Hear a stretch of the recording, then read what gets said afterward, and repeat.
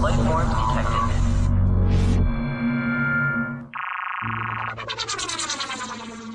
Jokes, stories, and commentary heard on Scott and Val Save the Universe are not necessarily the opinions of this station, its sponsors, the network, or our broadcast partners. Step back, everything will be okay. Two new heroes to face the day. Now throw all your fears away. And they're both in tights array. Scott and Val, here to save the universe. It's not a bad joke or even a curse.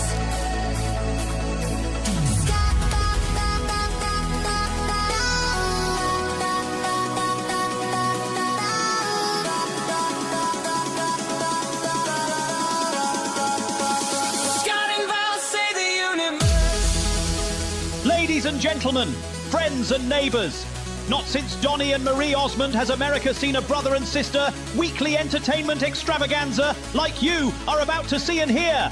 Decades of sibling rivalry in the making, a mother disappointed by both of them, plus some really bad DNA have come together to bring you Scott and Val Save the Universe. Val is looking absolutely radiant, which is impressive, considering she's standing next to her brother, Scott, a man who looks like he lost a fight with a mirror, and the mirror apologised. Well, good morning. It's Scott and Val Save the Universe, episode 14, as my brother and I broadcast live all over this morning. But most importantly, our childhood home of Chewelah, Washington, where Scott is thrilled to still be causing trouble, like 40 years from the day he graduated and left. Yes. But then you came back again, right, Scott, and got married. Yeah. And left again. Yeah. Then you came back yet again, built a radio station, and left. Yeah. Oh, wow, Scott, that's one thing you know how to do. Leave. Thanks. How are you today? Val, actually, I'm thinking about leaving.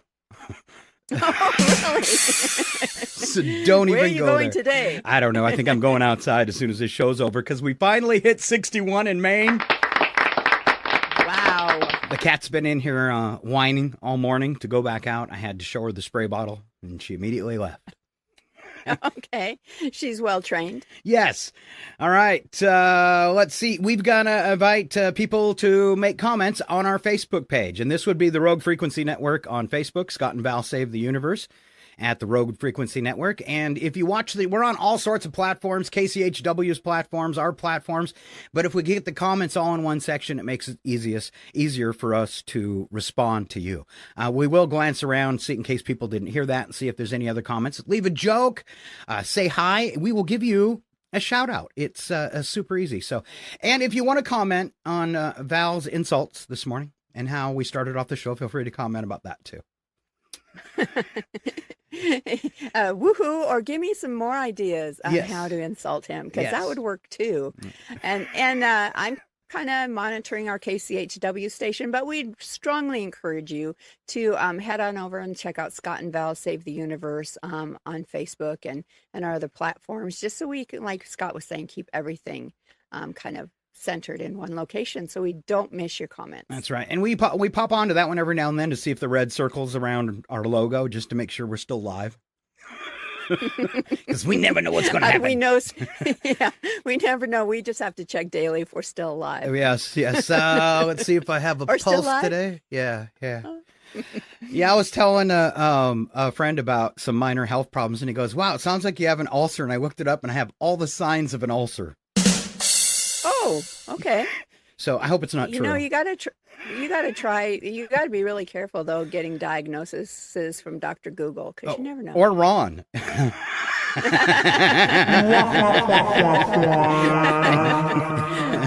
because but he's pretty good. Because I mean, I gave him my I don't have all of them, but I gave him the side effects that I've been having for the couple weeks, and he goes, "That sounds like an ulcer." And I looked it up, and it does meet all the qualifications for an ulcer. But luckily, I'm not bleeding in places that you don't want to be bleeding, so I think I might be okay. Well, that's good anyway. I think it's rapid weight loss, though. I mean, really, I have lost a ton of weight, and probably maybe a little too quickly. I think your body has to adjust to that. So, well, and I think too is because it's actually a bacteria. I think most ulcers are actually a bacterial type of thing. So, I would say maybe as you're losing a lot of weight, maybe you're not getting everything you need for probiotics. Oh, man. And so maybe you need, because you need to keep those good bacteria alive, and if you're not feeding them well while you're dieting, it could allow something else to take over. So just a thought. At 5'4", I could be the world's smallest petri dish. I don't know. Working at the school, you especially as an IT director, you're touching keyboards all the time, right? After these snotty kids. Those kids always got that finger up their nose. Exactly. And I was like, oh my gosh, no wonder I'm always sick. These kids are little petri dishes. That's right. They could kill you. And speaking of that, we're going to kick off with our jokes this morning. And first one's Tweet of the Week. All right. Graham posted this on X, and it says, "My mom finally got the courage to bring my dad's urn into the living room and place it on the mantle. It was bittersweet and caught everyone a little off guard, including my dad, who was just sitting there watching Star Wars." I think she's ready for him to die. Yeah. And Val I've got some really bad. Okay. Go ahead. I was just going to say, you were up all night doing your taxes, and I think you have something. Oh, yes. I've got a little bad poetry for you this morning. Yay. Granted, remember, I was tired when I wrote this. Okay. Tax time is almost over. I paid to Uncle Sam his due. He took every cent that I made last year, and the sock, I kept it in too. Wow, you keep your money in a sock? You must not have very much. I don't, especially since it's only one of those half socks. 50 cents. All right. On the show today, whacked out weather with Alan Melani before the top of the hour. We'll also hear from, I don't know why Ken's not in this, because we should start in order. Ken with Panic Time, me and Val with Future News, Alan with whacked out weather, Joe with Ski by the Sea Entertainment News, and he said today he's got a funny one, and then he's actually going to do some entertainment news, but it's going to be It's going to be local, I think, for Stevens County. Okay, for our hometown, but we'll deal with that. If you're listening over here on the East Coast, just like grab a cup of coffee while we're doing that. Plus, weekend sports short with Nigel. He's back. Last week, the entire staff of Scott and Val Save the Universe, which we're now calling Scott and Val's STU. I like that. All right. It sounds like something you need a pill for. You need antibiotics for. It is. And now I forgot what I was. Oh, Nigel. The rest of the staff's really irritated because Nigel won the most spins last week. All right.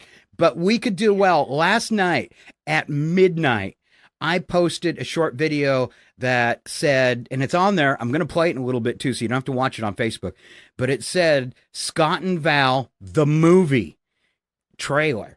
All right. And I put it up. That people must want us to do a movie, Val, because I checked on it within, I don't know, maybe a few hours. It was probably 5, 6 o'clock this morning.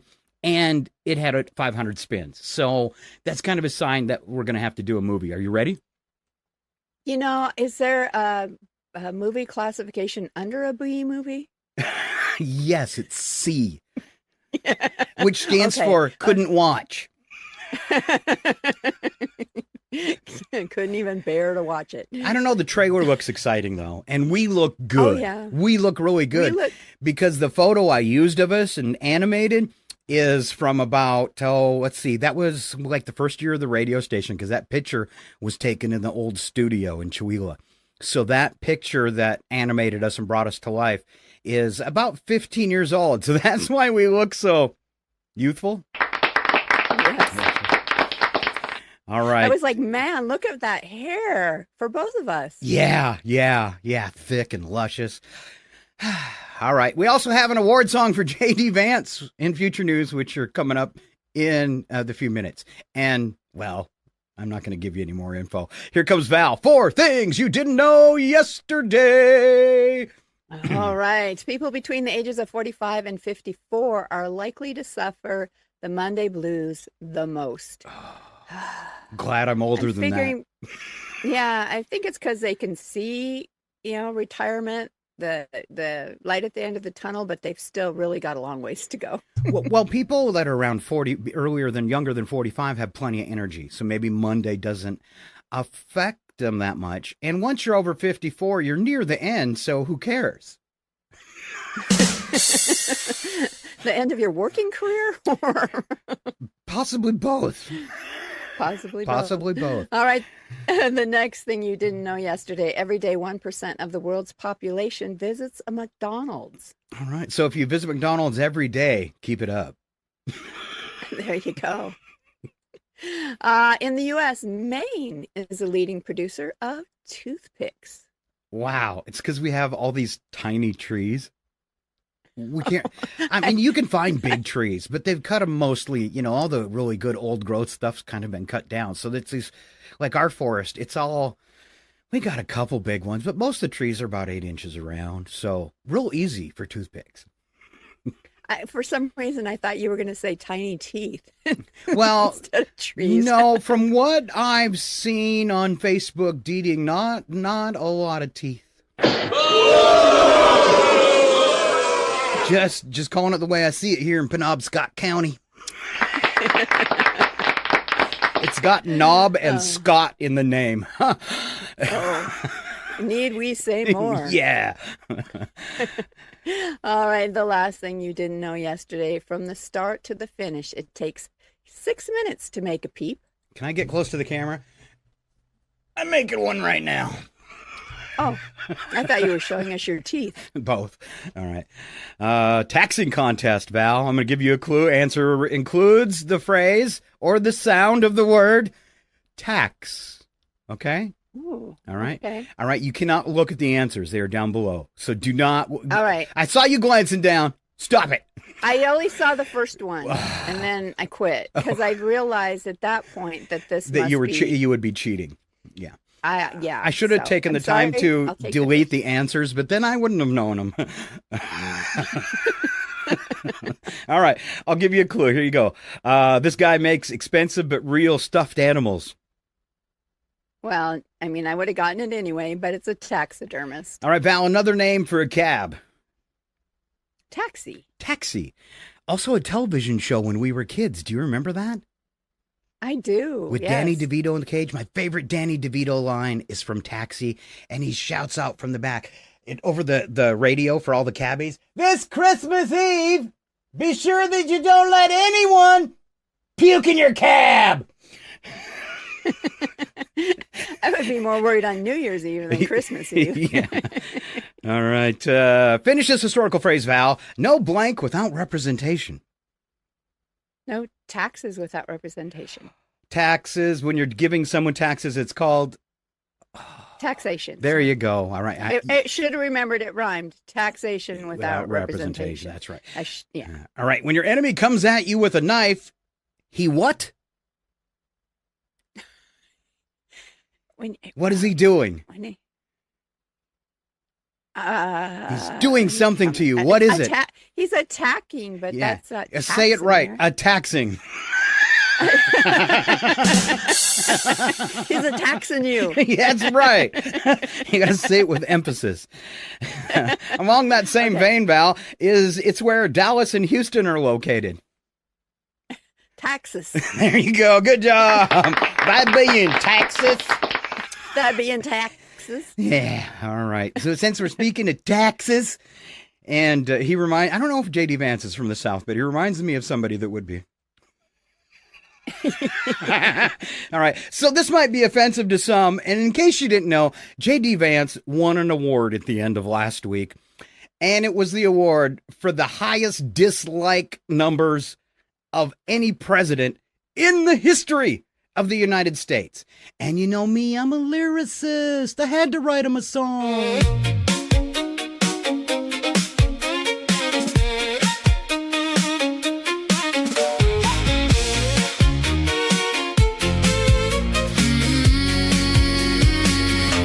The poles are in, the story is true. He's got eyes dark as a shoe, and a voice that lies like a president too. J.D. Vance, congratulations to you. As it turns out, the people really hate you.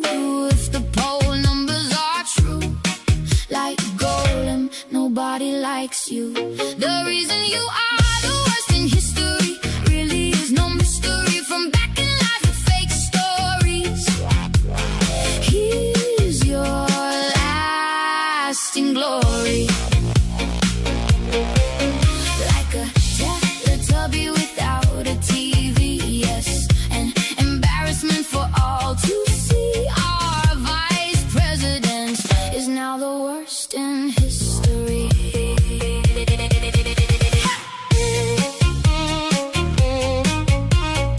Smallest violin. Like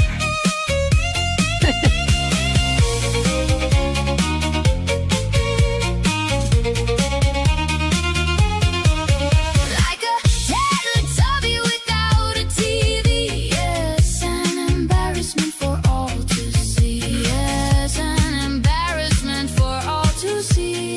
An embarrassment for you and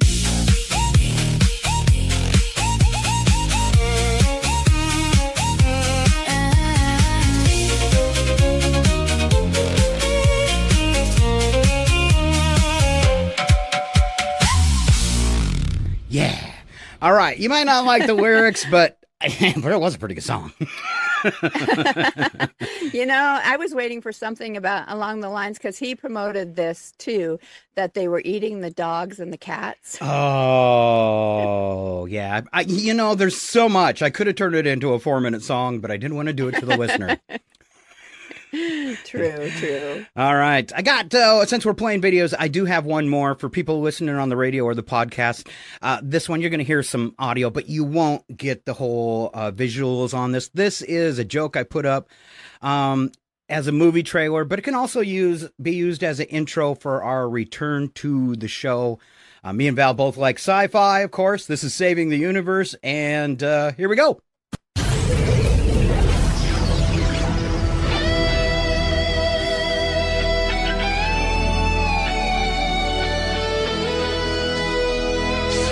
Val, save the universe!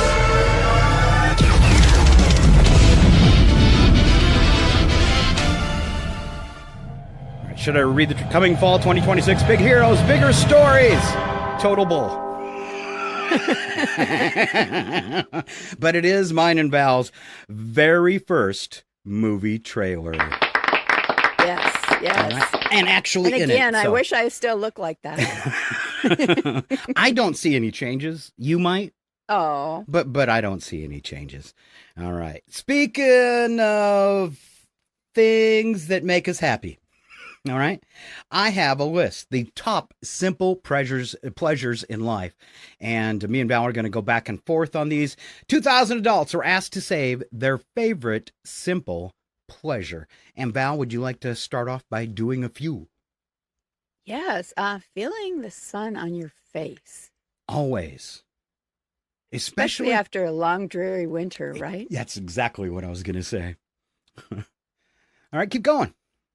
Oh, sleeping in a freshly made bed. Ah, the smell of fresh sheets, especially if you still have a clothesline.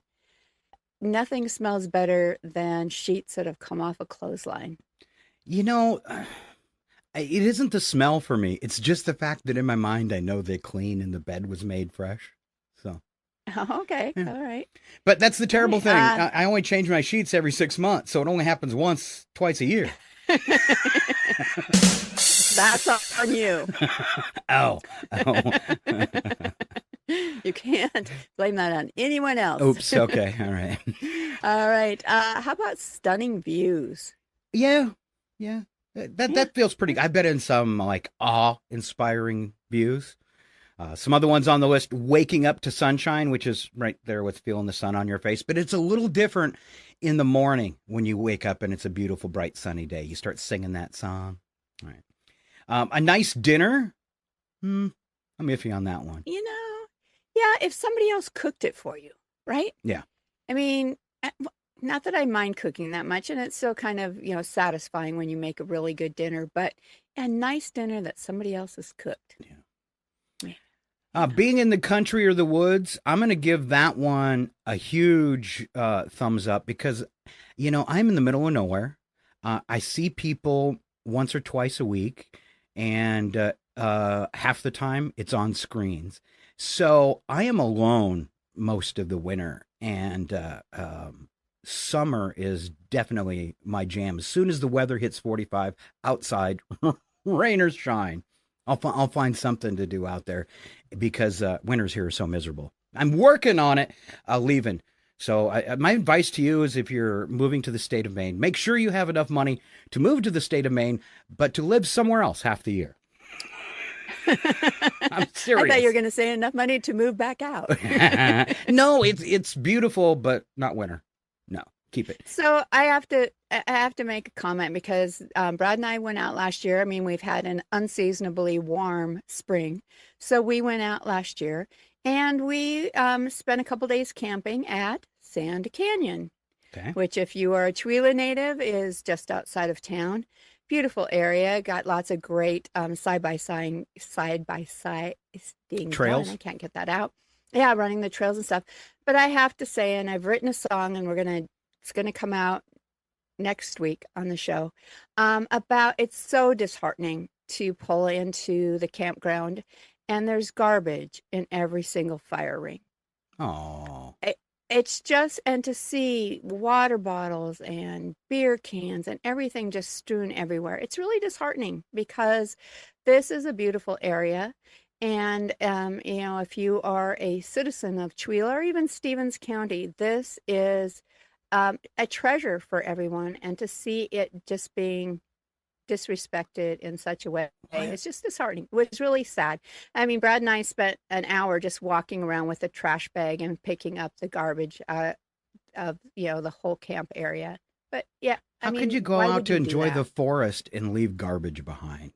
What a moron. Yeah. All right, it's rude. We're coming up on Ken, Sorry. so let's burn. No, that was good. Let's burn through some of these. I'll do some really fast, and you can, and just yell if you like it. Seeing flowers or tree blossoms, that's a good feeling. Simple pleasure. Yes. Listening to your favorite song. Making someone smile or laugh, always good. That's why we're here. Our attempt. Long walks. Going to the beach. Oh yes, dining out. Hearing so expensive. Hearing nothing but birds tweeting. Oh, unless it's a blue jay, that makes you want to get out your gun. Or a magpie. yeah, those two. Cake, Val. Yeah, cake. Some people, I think that my husband would be there, not me so much. Sleeping in a big comfy bed. Okay. All right. Finding money in your purse or wallet you'd forgotten about. Having dinner made for you. Always good. Yeah, we've kind of hit the dinner thing. Yeah. How about a roaring fire? Always. Especially if it's a roaring campfire. Yep. Yeah. Getting a package delivery. Val gets this every day. And then right after that, I hear from my husband, what did you buy now? Yeah. And last but not least, finishing a really good book. Never done that. All right, let's move on this morning. And we did this last week, and it was one of our highest viewed shorts ever. We did it a couple weeks ago, I should say. And we did it with Gary, and I'm really sorry if your name's Karen, but we haven't done it. We've done a lot of names, but we haven't done Karen yet. All right? And okay. I actually have, for one of these movies, I've got a poster. I'm going to have it all make sure I got it ready. So this is ruining a movie by adding the name Karen. And Val, I'm going to do the first one just because if I just give the name, it's not going to make sense to people. And this movie is just called Karen, but it's got a picture of her coming up out of the water, maybe. Okay. Oh, because it's a Jaws remake, but it's simply called Karen. And it says a great white Karen who circles the beach demanding the lifeguard get off his phone. Great white Karen. Oh my God. Okay. How about Karens of the Caribbean? You will listen to me. I have a Yelp account and I'm not afraid to use it. Yeah. I don't like this one because I love animals. The Karen King. She didn't earn that throne. She demanded to speak to the manager of the Pride Lands. Karen man, no way home. She refuses to leave the neighborhood and needs to speak to the HOA immediately. But she's still full of spider webs. In her brain. Yeah. Oh, and I've got the poster for this next big movie here. You're going to like this. Oh, it reversed on me. All right. If you can read backwards. There we go. Now she's a Karen of the Rings. One Karen to rule them all. In the suburbs that binds them all. All right. Oh, good almost one. as good All as right. Karen of the Rings. Jurassic Karen. The dinosaurs don't scare her. She has to see their permits. Frozen Karen. Let it go is literally the one thing she can't do. How about the Karen Matrix? She took the red pill, filed a complaint about it, then demanded a refund for the blue one. Avengers, Karen's Endgame. She snapped her fingers and half the restaurant staff quit. That kind of sounds like our mom. You never wanted to be waited on by our mom and make a mistake. Just saying. No. We're not that How way. about Gone with the Karen? Frankly, my dear, she doesn't give a damn about everything. Loudly to your manager. So, the silence of the Karens. She was asked to keep it down. She did not keep it down. Of course not. Of course not. Oh, boy. Karen actually. Oops, I missed one. No. Oh, No, you did? no, yeah, I did. All right, no, I got it. Karen actually, a rom-com where she falls in love with the customer service hold music.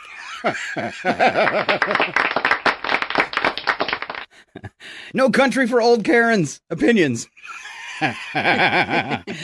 Spoiler here, every country heard them already. Over and Over and again. over. All right. Real quick, I think we can fit this in. We're going to juggle some stuff around. But this also really popular in shorts. Funny things kids have said. And Val, will you kick it off for us?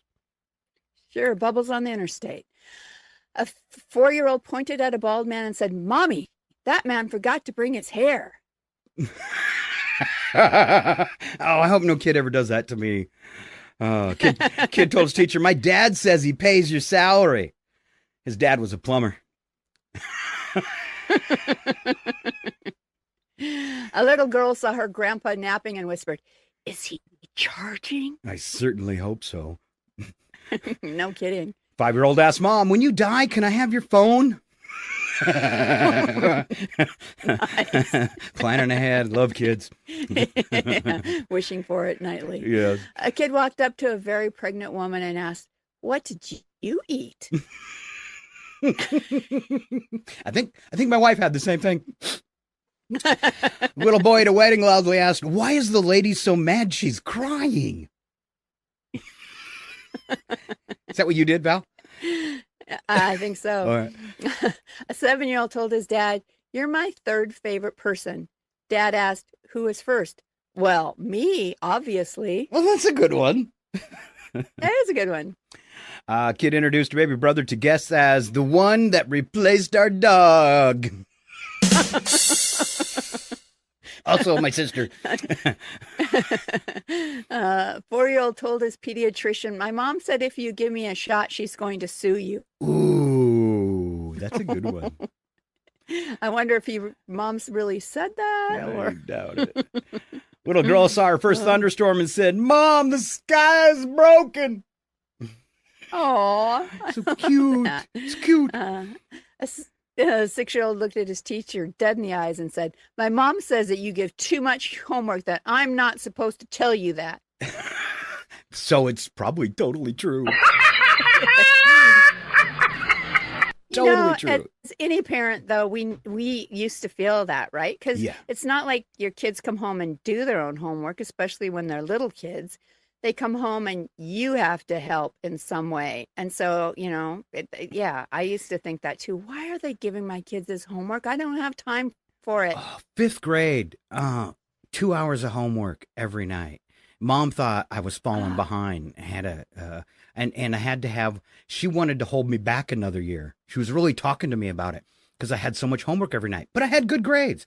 So I actually had a friend call my mom to reassure her that he has 2 hours of homework every night. And I don't think teachers that do that realize that you're going to have homework from other classes too, maybe.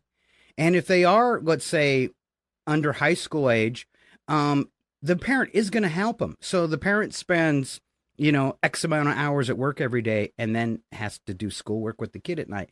And I think they need to be more cognizant of that because as I can remember as a child, especially 4th, 5th, 6th, 7th, like middle school, ridiculous amounts of homework. Like that's what you're supposed to do after school every day and have no social life.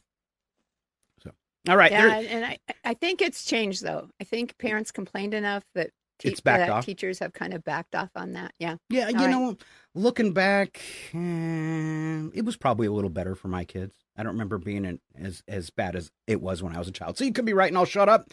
Last one we had here was a kid refused to eat his dinner, crossed his arms, and said, "What, Val?" "I do not agree to this meal." I want mac and cheese. Exactly. Get it straight. A little mac and cheese. All right. We have a good buddy that is in the green room, and we are going to let him in because, well, we like this one. Get ready. Wait for it. It's panic time. Calm down. It's not the end of days. And now, your panic time host, Ken. You kids get out of my yard. Owens. Hey, you kids, get out of my yard, Owens! And a big welcome to the one and only Ken Owens to Scott and Val Save the Universe. Good morning, Ken. Well, good Giving morning, himself everybody. A round of applause. Well, yeah, someone's got to clap. Well, no, I'm clapping for me. I'm clapping for us all. I was so excited. We're gonna be in the movies. I was looking up on my phone. I'm like, right here, and I'm like, okay, I need it. Do I need an agent? I've got to get an agent. Do I get headshots? It's just a cameo. Yeah. Dan, it's just a cameo. It's just a cameo like this show.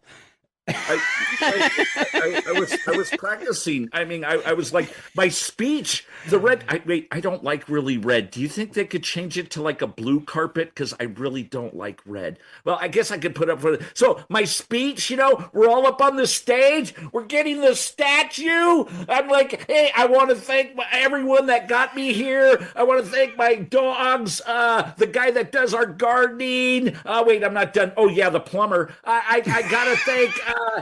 the guy at 7-Eleven for, kind of giving me that free cup of coffee because he recognized me because I'm a star. I'm getting free coffee. I mean, I am so excited. So tell me more about it. What's my part?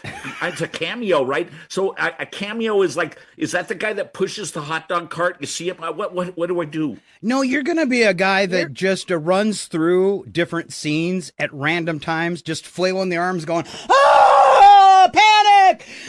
Wait, I'm not streaking, am I? I mean, I have clothes on, right? Yes.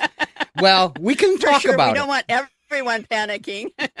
We could talk about it. God, thank God, because I thought, wait, if and I get a trailer. I get one of those big trailers with like a masseuse and makeup. I get makeup. This is so exciting. I've always thought that I was destined for bigger things. Well, wait, I think this is my bigger thing right now. Well, it could be even bigger. Oh, yes, you're destined for great things. This is so exciting. I mean, I was starting to panic. Now I'm starting to panic. I mean, I'm thinking, I need new clothes. I need everything. I'm gonna be in the movies. Well, okay, I'm kind of getting off because you guys, So anyway, I was kind of panicking yesterday. Hey, whoever thought your tax guy could be a comedian? Right? Yeah. No. That'd be surprising. No. I mean, most tax guys, they're like, well, anyway, what, 41.173 is, hold on, let me. Anyway, yeah, my tax guy, who would have known he was a comedian? He called me up yesterday. Ken, how you doing? Well, hey, how's it going there, Bob? Hey, I'm doing really good. Well, Ken, I have your estimated tax amount for, this year. And I'm like, oh, okay, well, this is great, I don't take nitroglycerin pills, but I thought I was going to need some. He goes, $19,741. Well, what? It's tax day. $19,000. What am I going to come up with that? Well, I have all those aluminum cans in the garage. I guess I could do that. Sell my wife's car. And then he laughs. An accountant laughing? What's going on here, Bob? I got ya. Yeah, I just need you to come in and sign your tax form. You don't owe any money this year. I'm thinking, oh my God, it's tax season and I've got a comedian for an accountant. Hey, I guess it's funny in his mind. I was like dying on the floor. Yeah. Wow. How about you guys? You owe any money? They're coming to get you. No. Remember, April 15th tomorrow, it's the day. Yeah. That's why they call it a deadline. That's a new one. Because if you owe $19,000, you're going to want to die. Yes, so I had this whole panic time thing, and then I started panicking about, well, I'm going to be in the movies, and then the tax guy came in. He's got a comedian, and I think I'm going to have to say my whole bit next week about why are we trying to carry things, way too many things, and it never works out. Yes, wow. It never works out. So anyway, I think that, at the time, I think I got carried away. I was panicking. I can't believe it. I know. Anyway, this is Ken with Panic Time. And once in a while, I even I panic all the time. But anyway, hey, stay tuned. Look for this shot. I'm going to be in the movies. That's right. You said so. Yeah. Anyway, We'll get you in the Panic Time. Thanks, everyone. Thank you, Ken. Just be aware, since you saved all the money on your taxes, I'm going to be starting a GoFundMe for the movie today, and I'm expecting you to be first since you saved $19,000. Well, I know. I was planning on what do I do with all that money that I just saved. It's like I told my wife, look, I'm worth keeping. She laughed, and I'm not really sure if she was laughing or like the lady in the wedding. Yeah. Why is that lady crying? I don't know. I don't know, as but long as she hasn't put your urn on the mantle yet, you're in pretty good shape. Oh no, I could put the 19,000 on the mantle. That's an urn. Ha ha. All right, just remember, 19 grand will get you a producer credit. I've got to produce the movie. Yeah. All right. The one everyone. And only Ken Owens. Round of applause. Thank you so much, Ken.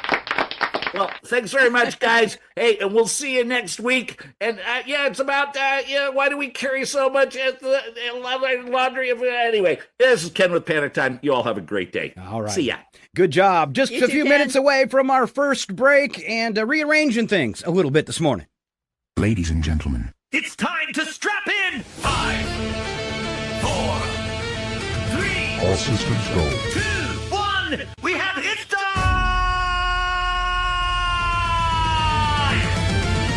And now it's time for Future News with Scott and Val. Future News with Scott and Val. Yes, you're time-traveling idiots. True, but also very offensive. Only to us. All right. Future news with Scott and Val, April 14th, 2056. Val's got our first story. All right, breaking. Elon Musk, great-grandson, launches first colony on the sun. In a press conference held Tuesday from his solid gold bunker in what used to be Austin, Texas, 19-year-old Chadwick Musk, the 14th, announced the launch of Solar X, a manned mission to establish a permanent colony directly on the surface of the sun. When reporters pointed out that human beings cannot survive on the sun, Chadwick replied, "That's a you problem." The mission is scheduled to launch next Thursday. No volunteers have been found. The crew will reportedly be selected from people who still have outstanding Cybertruck loans. Let's go live. So, hey guys, I think we're about to crash into the sun. Yeah, but it's gonna look really cool. It will look really cool. All right, Washington, D.C., our next story from 2056. After 34 years of heated debate, filibustering, and 2 government shutdowns, the United States Congress passed landmark legislation early Wednesday morning in a 51-49 vote. The bill was signed into law by President Kardashian Bezos, who celebrated with a 47-second Instagram reel. When asked what the bill actually does, no sitting member of Congress could answer. The bill's original sponsor passed away in 2041. Congressional Budget Office estimates implementation will begin sometime around 2089 if everyone can stay focused. Now, remember, it's 2056. Here's what's happening behind the scenes on this one right now. If a special session of Congress there is easier for us to enter the Jedi Temple, it will be. Yes. Yes. Next story coming out of Florida. Florida man still going strong at 94 somehow makes history again. This is out of Ocala, Florida, in what scientists are calling statistically impossible and frankly upsetting. 94-year-old Florida man Gerald Pitts made headlines Thursday after riding a motorized shopping cart into a wildlife preserve, accidentally discovering a new species of alligator, naming it after himself, and then attempting to sell it on what remains of Facebook Marketplace. Wildlife officials say this is Gerald's 17th appearance in national news. Gerald had no comment as he was busy. Let's find out why. All right, Gerald, what is it? Fish got your tongue? Alligator. No, an alligator. The alligator. All right, on to Cupertino. Could I have a Cupertino? Tino? California. Apple unveiled the iPhone 47 on Wednesday in a 3-hour event that ended with a 14-minute standing ovation from people who had been in line since last February. The base model, priced at $4,200, comes with a phone body and a pamphlet. The screen is available as a separate purchase. Oh. The battery is Of sold. course. Yeah, the battery is sold in a bundle with the charging port for an additional $800. The ability to make and receive phone calls is part of the new Apple Connect subscription, which is $29.99 a month on top of your phone bill. CEO Tim Apple Jr. called it the most personal device we've ever made. The phone is not compatible with any previous iPhone accessories, phone cases, or the concept of value. See, Val, in the future, much like the past. Phone home. That's it. All right. I think I read 2 you could stories in a afford to. row. Yeah. Okay. All right. Let's go on to this one. In Chicago, Illinois, Starbucks announced Monday the launch of its new precision personalization menu, which allows customers to customize their beverage ordering using a proprietary 97-word ordering system developed over 6 years and a budget of $340 million. The average customer order is now estimated at 4 minutes and 12 seconds to verbalize. Starbucks also announced that all barista positions now require a Bachelor of Beverage Science from an accredited university, as well as a working knowledge of 3 languages. Starting pay is $14.25 an hour. Also, a venti oat milk caramel drizzle upside down half sweet no foam extra hot latte will now run you $31 and your dignity. All right, I got a Scott and Val challenge. Can you read that order really fast? Oh, okay. Venti oat milk caramel drizzle upside down half sweet no foam extra hot latte. Good job. That's impressive. All right. It's so depressing. I was waiting for you to do it faster. Oh, I don't know if I could. A venti oat milk, caramel drizzle, upside down, half sweet, no foam, extra hot latte. You got it. Okay. You're the big winner. What? What'd she call me? You win Shut up, Wesley. You win one. All right. That story was so depressing, Val. And as we wrap things up, here's what one manager had to say to an employee. Can't get around the old minimum wage, Mortimer. Oh. See, even in 2056, minimum wage, $14.25. And that Still not a living wage after all these years. Nope. And that is your future news for Tuesday. All right, when we come back from break, the one and only Al and Melani here to bring you some whacked out weather. Don't go anywhere.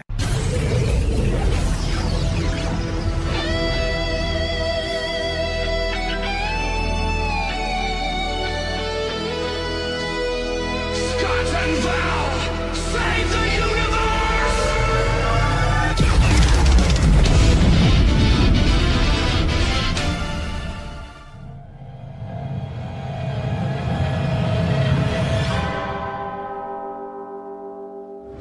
It's time for RFN weather.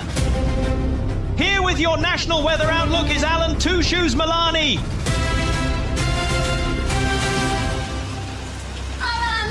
Two shoes, Melani!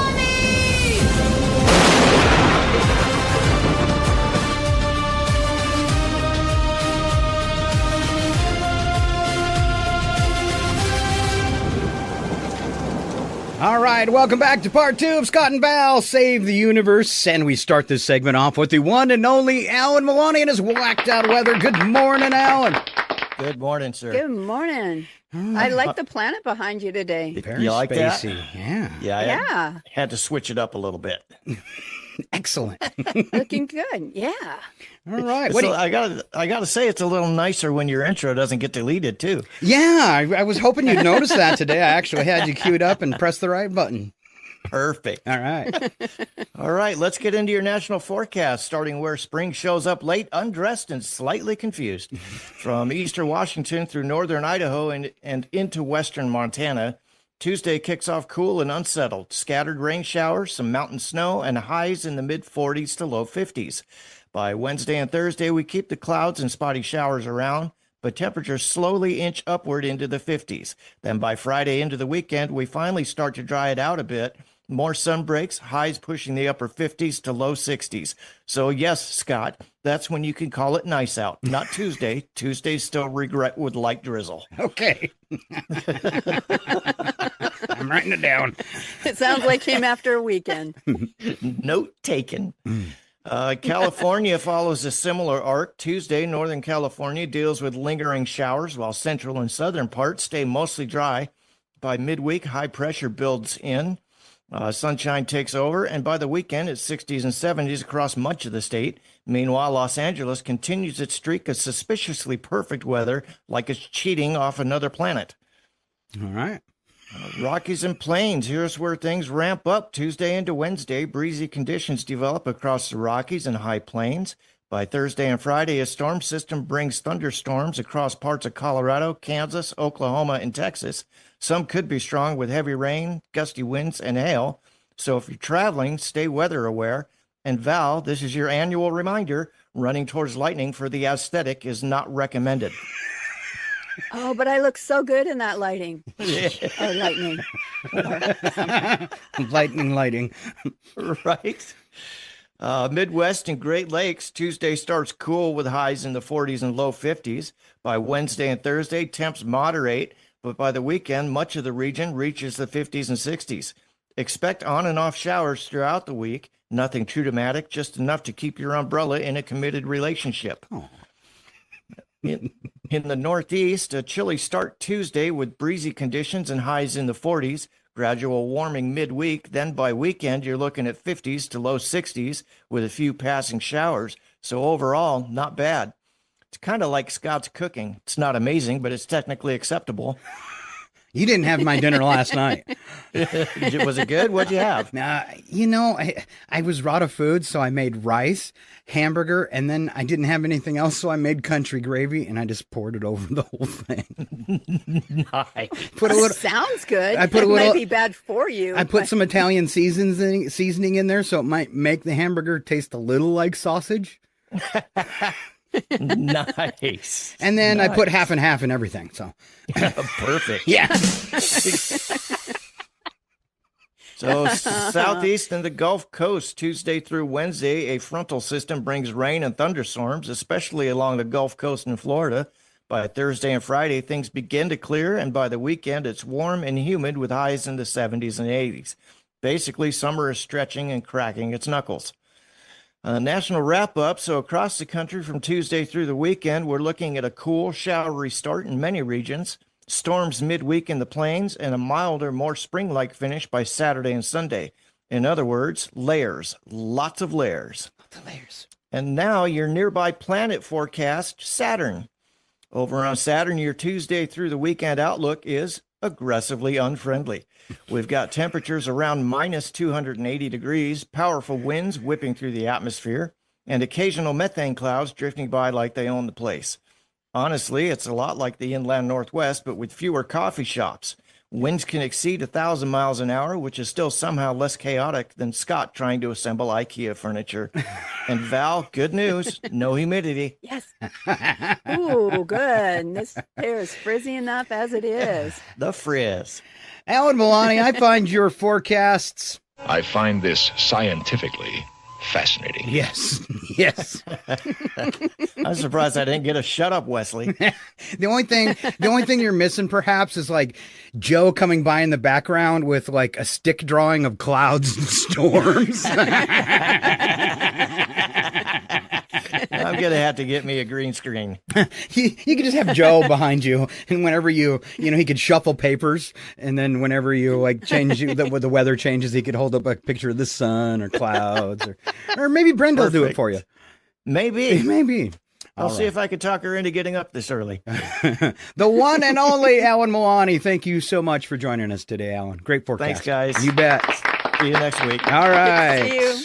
All right, me and Val are going to move along this morning. We missed it last break, but we work hard on these, so we have to go back and play catch up. We call these Answer Wrong and Win. The thing is, though, I don't have enough wide enough screen. I always put my hands out like this, but nobody can see it. So Okay. I need little dinosaur arms. All right. Thank you. I'm presenting something to you. That's all I'll have to do it. All right. So Answer Wrong and Win. We do these ahead of time to see if we can outdo each other. Right? Right. All right. So I'm getting to where I need to be. First question we had this morning was, what do cows drink? Would you like to go first or second, Val? I'll go second.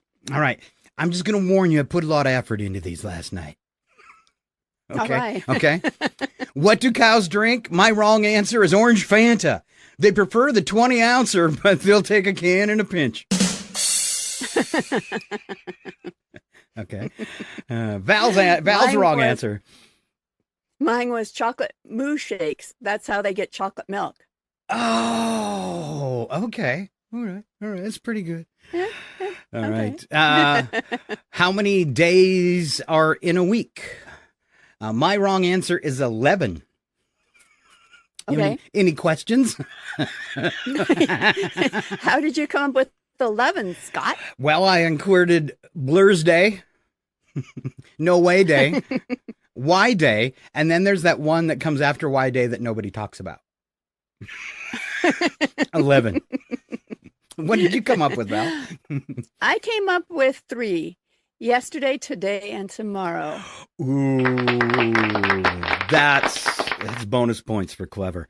All right. What planet do we live on? My wrong answer was a medium-sized one, clearly being ran by somebody who has no idea what he's doing. Clearly. My answer on this one was the planet of denial. Ooh. We deny we deny climate change. We deny that our president is demented, and we deny that vaccines are good science. All right, and I already did that one. Next one. What do you put in a toaster? My wrong answer, my ex's photos. They don't fit great, but emotionally very satisfying. I actually had 2 for this one. Okay. What do you put in a toaster? Toast. Oh, that's the right answer. No, because you put bread in a toaster, not toast. Oh! I concede to your brilliance, Val. And my other answer was a fork. You only do it once.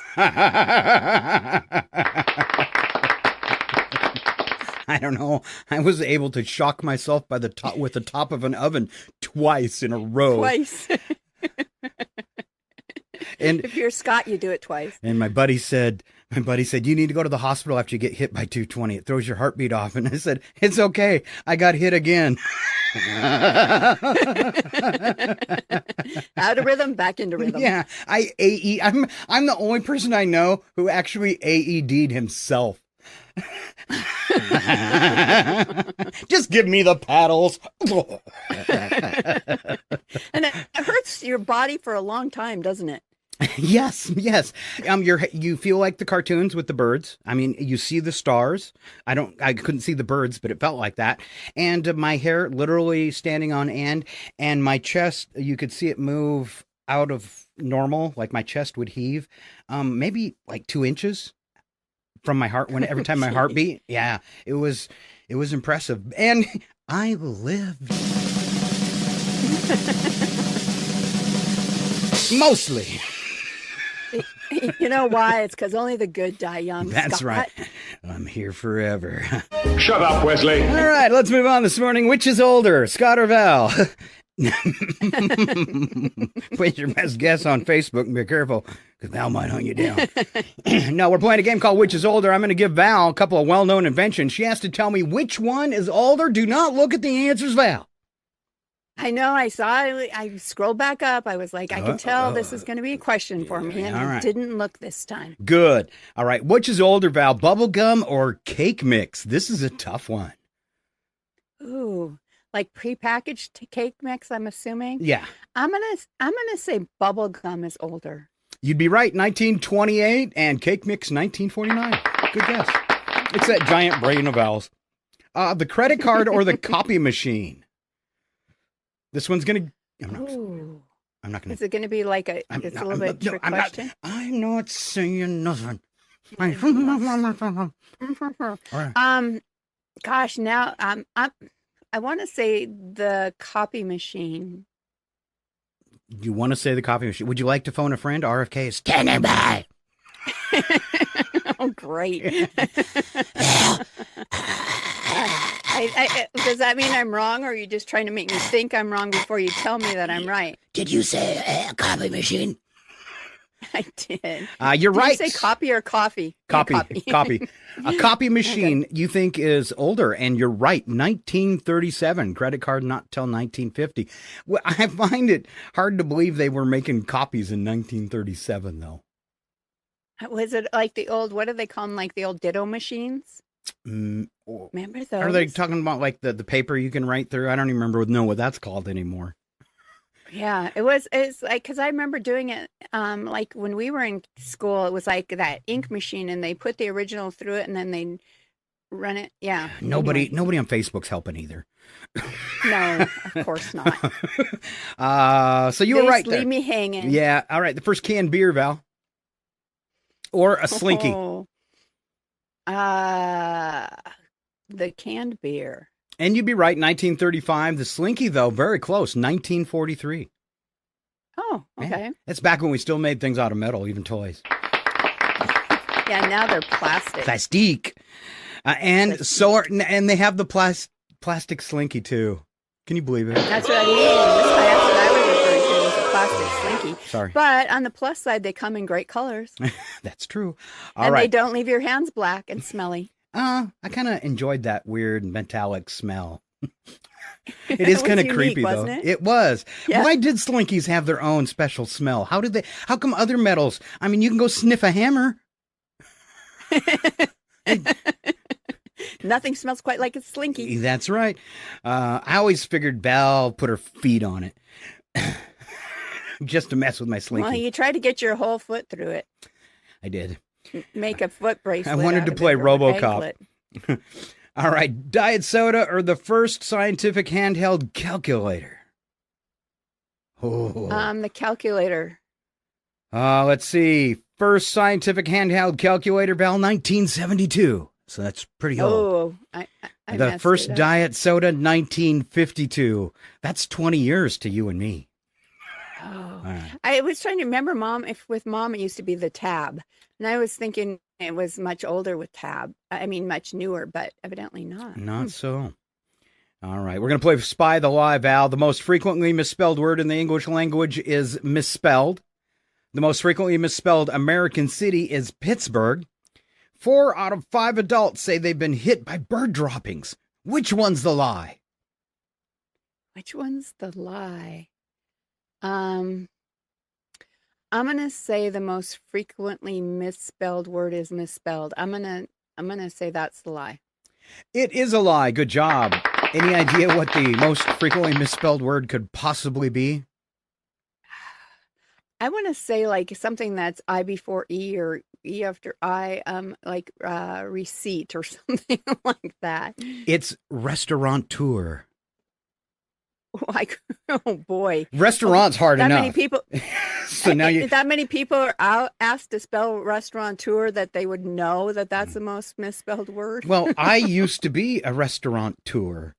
Restaurant was a Ooh, well, good failure, for but you. so So I could still have the like name tag that said that on there. I didn't have manager Scott on my the door. Restaurateur. Yeah, I didn't have manager on my door. I had restaurateur. Doesn't sound that impressive, does it? No. All right. Let's keep moving along. This morning, birthdays. You want to throw a few of your favorites out of that list, Val? Yeah, I'm just gonna go ahead and cruise down a little bit just because I was not wanting to, accidentally see wrong answers, but Okay. I'm here. All right. Sarah Michelle Gellar is 49 years old. She was from Buffy the Vampire Slayer. Adrian Brody, 53, Academy Award winning actor for The Pianist. The Peter Capaldi, 68, known for Doctor Who and the Musketeers. What else looks really good here? Hey, I'll I see got a which ones I question here. can- So yeah. Adrian Brody and the Academy Award winning actor for The Pianist, that's the movie they give him, but he's been in so many other movies, and my favorite one with him is the Predator movie. Oh, Yeah, okay. Adrian Brody and Predator. So whatever, The Pianist. I ain't watched it. I'm not gonna. Whatever. Yeah, for sure. All right. Anthony Michael All Hall. right, Debrat. Oh, okay. Anthony Michael Hall, All right. best known for Breakfast Club and 16 Candles and what, Dead Again, all sorts of stuff. 58.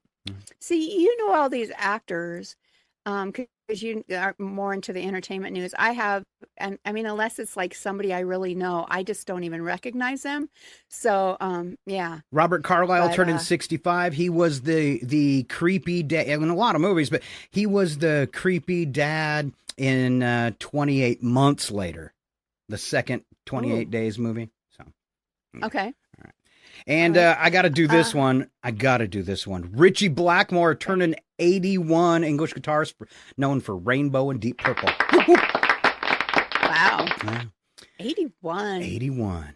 All right, moving on to a little history. I'll do this one and leave the goofy holidays for you, Val. Noah Webster copyrighted the first edition of his dictionary. It was 1928, and of course today. 1828. 1828, thank you very much. Yeah. 1846, I'll get it right. My friends, the Donner Party. Departed Springfield, Illinois for California on what will become a year-long journey of hardship, cannibalism, and survival. Much like Gosh, Thanksgiving I would have at never thought it Val's. was that. I would have never thought it was 1846. I thought it was much newer than that. Oh. I mean, closer in history. Nope. to us. Eating people's been going on for a long time, Val. Okay. 1865, Abraham Lincoln was shot in Ford's Theater by John Wilkes Booth, and Michael Che in trouble from Saturday Night Live for suggesting the same thing. 1912. Yeah. Suggesting someone should go to a play. 1912, the British passenger liner RMS Titanic hit an iceberg in the North Atlantic. It would sink the following morning and take with it 1,503 lives. 1927, first Volvo car premiered in Gothenburg, Sweden. Volvo, Ford, and Toyota came out today and said they're all going to go bankrupt because of China and their discount electric cars. 1968, at the Academy Awards, a tie between Katharine Hepburn and Barbra Streisand resulted in the two sharing the Best Actress Oscar. Way to go! Yes. Well, Barbra Streisand was afraid of Katharine Hepburn. Pretty good impression there. Thank you. I can only impersonate women. No. You do it quite often. Oh, Val, really? I'm picking up a heavy, creepy vibe here. And 1981, first operational space shuttle Columbia landed at Edwards Air Force Base in California after its first test flight. They say first operational because the Enterprise was really their first shuttle, but it didn't fly. Flew on a plane. One not under its own power. 83, the first cordless telephone capable of operating up to 600 feet from its base. Invented by Fidelity and British Telecom. Wow. 83. 2006, one of my favorite stories ever. A homeless cat saved the life of a newborn baby abandoned in the middle of the night with temperatures near zero on the doorstep of a house in Cologne, Germany. Police said the cat meowed loudly until someone woke up and opened the door to see about the noise. Thanks to the cat, baby boy suffered only mild hypothermia. Yay, cats. Yay, kitty, kitty. All right. And neither one of us have had a cat butt on our show today, which is very surprising. I know it. First time ever. And the show's not over, though, yet. Oh, yeah. Archaeologists announced they found a 3.3 million year old stone tools in Kenya, the oldest ever discovered, which predate the earliest humans. So who was using those stone tools? Well, evidently, they had miscalculated the date of the earliest humans. Yeah, yeah. And one of them engraved on it said Val. That's payback. That's all I'm saying. All right, goofy holidays and special events with my beautiful sister Val. All right, the first one, the goofy holiday, it's the Bengali New Year, first day of the Bengali calendar, celebrated by millions. Okay. It is Vishu Day, which is the Kerala New Year, traditional New Year for the, gosh, thanks for these great words today. Oh, Malayali population in India. It's Pan American Day. It is World Quantum Day, an international initiative to promote understanding of quantum sciences. I love quantum sciences. All right, Lyrid's meteor shower begins today, leading up to the peak later this month. And then let's go, those were month-long holidays, I guess. And then we're going to the... No, they were just cultural, they were just cultural observances for today. And just a if tip. I'd read the whole thing, I would have gotten that. And just a tip from somebody who's been doing radio for 40 years. When you get one of those words that you don't not know how to say, just say it. Say it with conviction. That's all you have to do, even if it's wrong. It sounds worse, I think, when I listen back to air checks, it sounds worse than trying to pronounce boy shaka. But if you just say boy shaka, and if it's wrong, it's wrong. But you sounded like a pro. And yeah, there you go. And meteor shower. Right. Meteor shower. That's so spacey. I love it. Yes, the Lyrid's meteor shower. Go check it out. All right, goofy and quirky holidays today. International Moment of Laughter Day, a day to de-stress by focusing on humor. It is Look Up at the Sky Day, encouraging stepping outside to admire the clouds, space, and sky. It's National Dolphin Day, a celebration of the intelligent marine mammal. National Pecan Day, or pecan, however you say it, celebrate by eating America's native nut. I didn't know we had native nuts. Oh, yes, I did. Okay. National Ex-Spouse Day, observed to encourage forgiveness and moving on from failed relationships. Oh, so sad. Wow. Reach as high as you can day, a motivational day to set high goals. I thought it was just for us short people trying to reach that top shelf in the pantry. A day I've never celebrated. Man, you are one pathetic loser. I'm 5'4". It is International Laverbread Day, a Welsh holiday celebrating the seaweed delicacy. And finally, it is Black Day, celebrated 2 months after Valentine's Day by singles, traditionally eating jajangmyeon, a black bean sauce noodles. Ooh, good job, Val. Jajangmyeon. See, you just said it with conviction. See how it works? All right.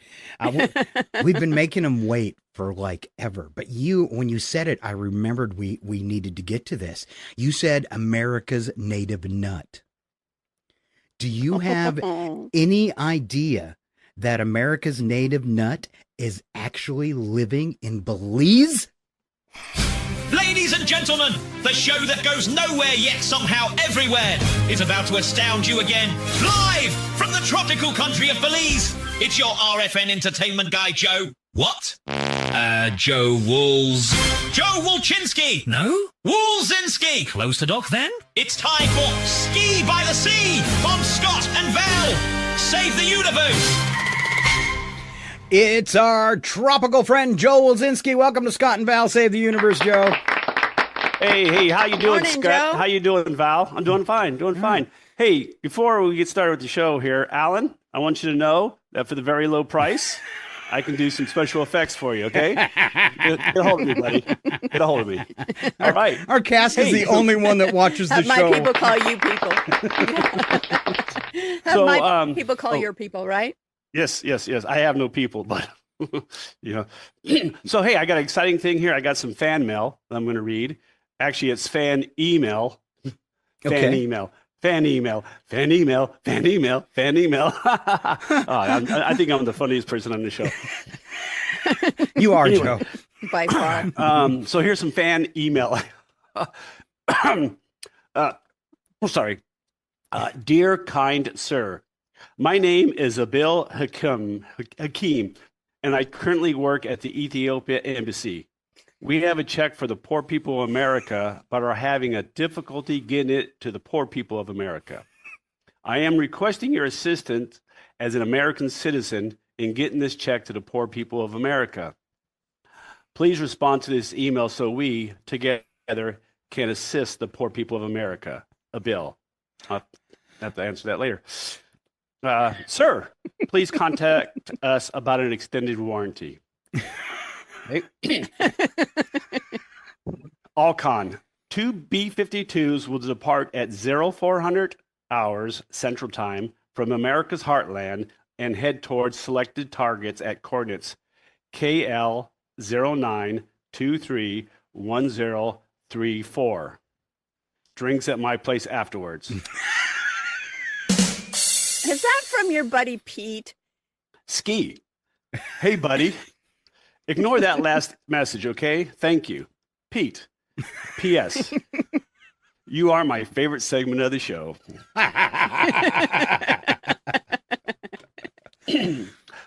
Jesus loves you. Please donate to help us get him across the border. Ski by the... Ski. I just got Ski it. by the sea. Ski by the sea. Yes. You need to quit making fun of Scott. He has tremendous talent and is also cool. You are just jealous of him. Signed, Scott's best friend. Scott. Hey, Scott, you spelled tremendous wrong. Thank you. You're welcome. I hate spelled So, hey, there's a lot of great movies out there. There's like that Hail Mary full of sinners, right? With the Ryan Reynolds guy or whatever, but those are the big Hollywood movies. Yeah. But what we need to talk about, since we're such kind of like independent and just low performing, is the independent filmmakers out there. So I'm going to spend some time talking about them today, if that's okay with you guys. Okay. And if not, what the heck. So first thing I'm going to do is talk about some events that are coming up, where you can support these independent filmmakers, or you can send me a check for $100,000. That would be great too. So on April 18th is the Idaho Panhandle Film Festival. Okay, the doors open for the 3rd annual Idaho, at 9:00 on April 18th. Okay, what I really want to talk about is that there are some locals there from Spokane in our area that are going to be there. KS Brooks is going to be there. I think you guys know KS. You Oh, guys we have love worked with her KS. before and We everything. love KS. Yeah. She's really doing some great stuff with her musical parodies and all that good stuff. I've She's got invited her to be on this show, and I haven't heard back from her. Oh, okay. Well, she knows you, Scott. Okay. And then there's she's got a feature film. Maybe I should Bloodstone. invite her. Yeah. That might work better. She has a feature film, Bloodstone, that she's been working on. That you guys might know who the star of it was. Joe Wilzinski? Yeah, you heard of it. Oh, Yeah, yeah. That guy. Okay. Sherry Lewis Wall, Sean Springer, and Bill Bancroft. Bancroft. Blah, blah, blah. You know, Scott, you know that part you said about just go ahead and say the word? With conviction. It doesn't always work when you've been drinking since 7 o'clock in the morning. Yeah. Anyway. That's Bill a you problem. Bancroft.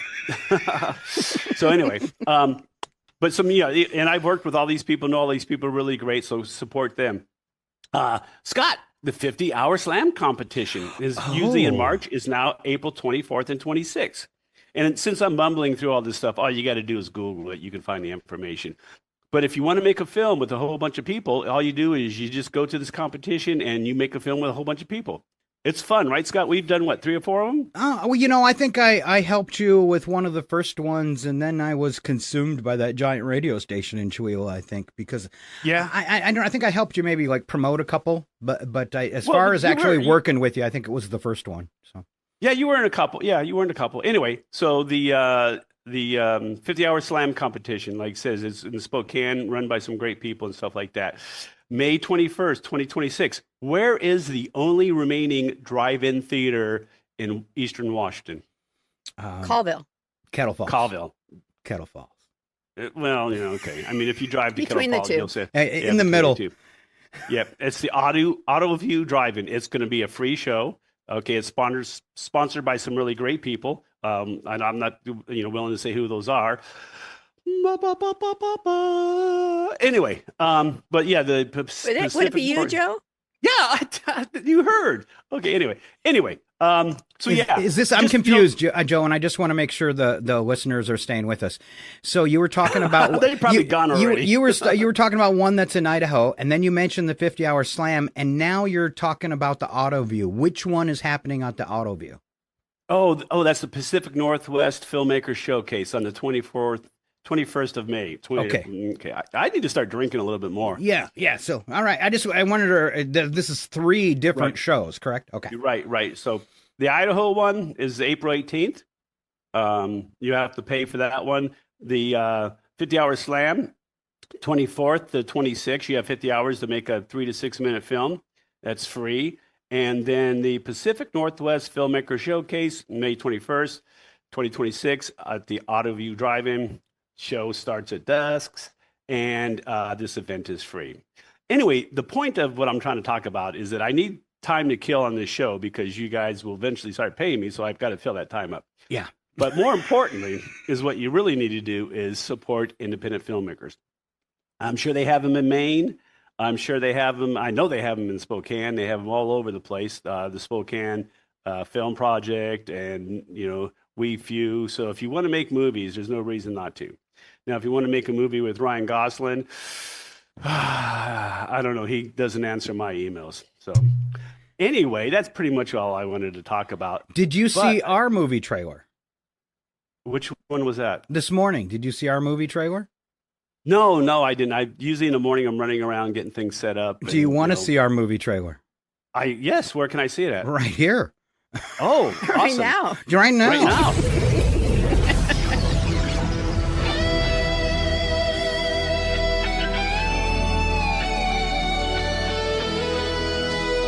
Scott and Val save the universe!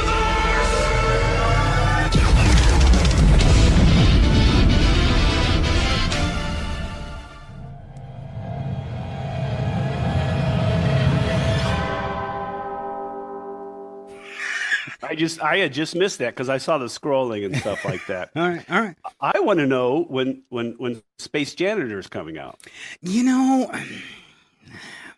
I've got too many fires in the oven. Well, you need to turn off some of those burners and get to it, Scott.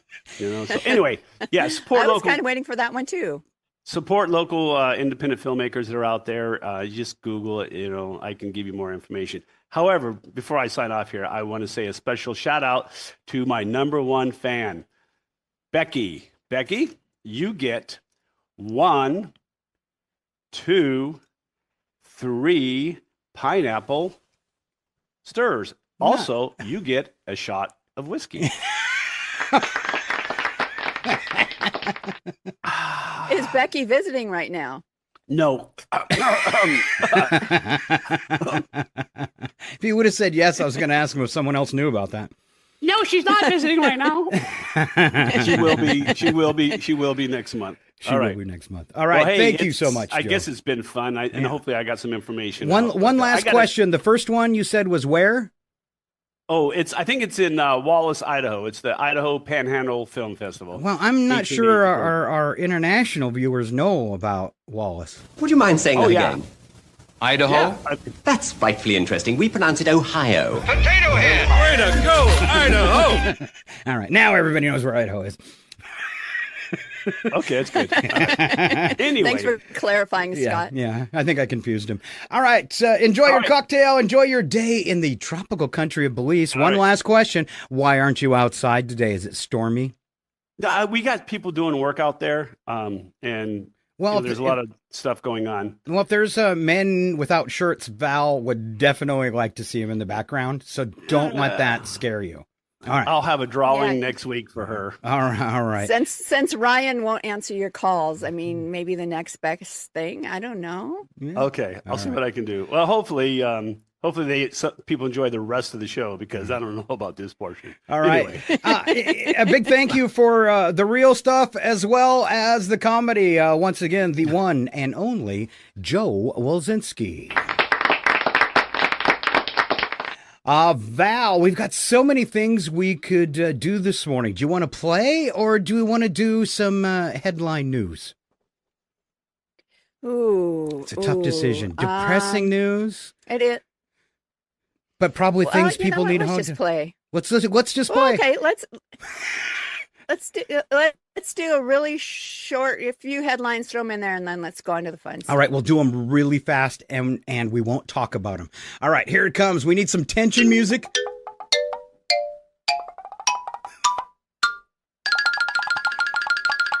Headlines with Scott and Val. Thank you.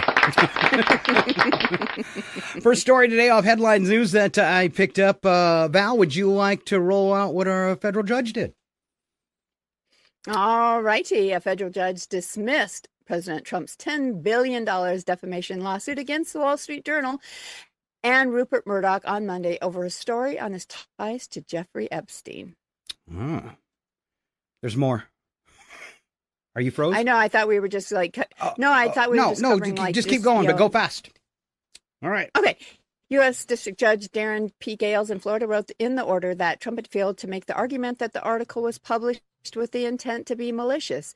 Trump filed the lawsuit in July, following up on a promise to sue the paper almost immediately after it put a new spotlight on his well-documented relationship with Epstein by publishing an article that described a sexually suggestive letter that the newspaper showed which bore Trump's signature and was included in a 2003 album compiled for Epstein's 50th birthday. I'm going to skip ahead to another story, but because it ties in to that card.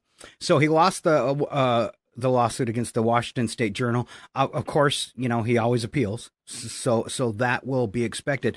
But I had one at the right before the bottom that went along with this. Donald Trump may be in for another rough night at the White House Correspondents Association dinner. You remember he's always skipped this as being president because he hates the press. Well, he says he's going this year. Excuse me. President will attend the event later this month, ending his 15-year boycott, only to witness what you just said. The Wall Street Journal is going to be awarded. They've won an award for their bombshell story about him and Epstein, and he's going to have to sit through the Washington State Journal getting that award for the story that he says isn't true, which bears his signature. All right. The reason that he is there has to be something that he has planned. The fact that he is attending after refusing all these many times, he has to have something planned. He's got something up his sleeve. It should be exciting. Yeah. If nothing else. Exciting. All right, will you go back up where we were and take over? Yes, and we continue.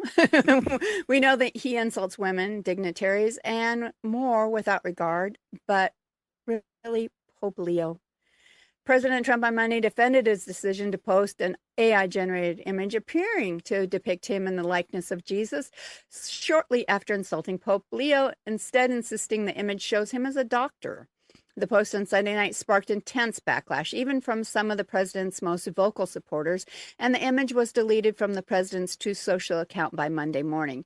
The president told reporters in an impromptu press conference outside the Oval Office, "I did post it, and I thought it was me as a doctor, and it had to do with Red Cross. There's a Red Cross worker there, which we support, and only the fake news would come up with that one." He added, "So I just heard about it." And he said, "How did they come up with that? It's supposed to be me as a doctor making people better. And I do make people better. I'm actually pretty sure his behavior makes us sicker." So I don't see how I've never seen a doctor in a white robe that glows and holds his hands up to the sky. And the fact that he kept insulting Pope Leo outside of his original True Social rant. When they asked about it, he continued to insult him. Yes. All right. Those are the big headline stories today. Yes, they all involve Trump, and I'd like to throw in one that didn't, but it ended up still involving Trump anyway. Nearly 100 protesters were arrested during a demonstration Monday calling on Senate Democratic leader Chuck Schumer and Senator Kristen Gillibrand to block the sale of thousands of U.S. bombs to Israel. Led by the anti-war group Jewish Voice for Peace, the crowd of hundreds initially attempted to stage a sit-in inside the Manhattan offices of two Democratic lawmakers they accused of abetting Israel's intensifying attacks in Lebanon and the U.S.-Israeli war on Iran. After demonstrators were blocked by security from entering the building, they stopped traffic outside, chanting, "Fun people, not bombs," as they were arrested and loaded onto 3 buses, including a couple Democratic senators. I love it when a congressman gets out there with the peeps and goes to jail. For sure. Yeah, pretty impressive. Stand up and do what's right. All right, there is a few headlines. See how we worked them in, Val? We did all right. We did all right. We got Nigel standing by, and if you're not familiar with Nigel Wobbleton Teacup IV, he is our AI sportscaster, and the rest of the staff's been kind of irritated, right, Val? For sure. I mean, he is getting more spins than us, more attention. I don't get it. Evidently, he's funnier. I don't know what to say. I posted, the last week's sports show, and within, I think, a day, he had over 500 and was leading the pack. And it's probably going to happen again because I posted him on YouTube, and I went and looked, and after 10 minutes, he already had like 100 views. And I'm like, why do people talk bad about AI, but yet they love Nigel? It must be his snark, huh? It must be. It must be the snark. All right, check it out for yourself. Here is Nigel and RFN's post-game therapy. It's time for me! And of course, this week's post-game therapy. A look back at the weekend of sports clashes and chaos. I'm Nigel Wobbleton Teacup IV, your superior AI sportscaster. We begin in European football, where over the weekend in Madrid, Spain, a Champions League quarter-final between Real Madrid and Bayern Munich turned into theatrical nonsense. In the 63rd minute, Real forward Vinicius Jr. went down clutching his face after minimal contact from Bayern defender Matthijs de Ligt. What happened was a light brush of the arm to the face, but why it mattered is, it led to a penalty decision after a 3-minute review. Officials said there was sufficient contact. Bayern's manager blasted the call post-match, calling it embarrassing, while Madrid converted and won the game 2-1, sending half of Germany into a proper sulk. Over to Major League Baseball in New York, where the Yankees hosted the Red Sox in a rivalry game that devolved into a dugout-clearing farce. Boston's Rafael Devers launched a home run in the 5th inning and flipped his bat like he was auditioning for Swan Lake. Yankees pitcher Marcus Stroman took exception in the next inning, throwing high and inside. Apparently, baseball players treat mild disrespect like it's a declaration of war. Both benches stormed the field, a lot of shouting, 0 punches landed, and multiple players ejected for what can only be described as aggressive standing about. Boring!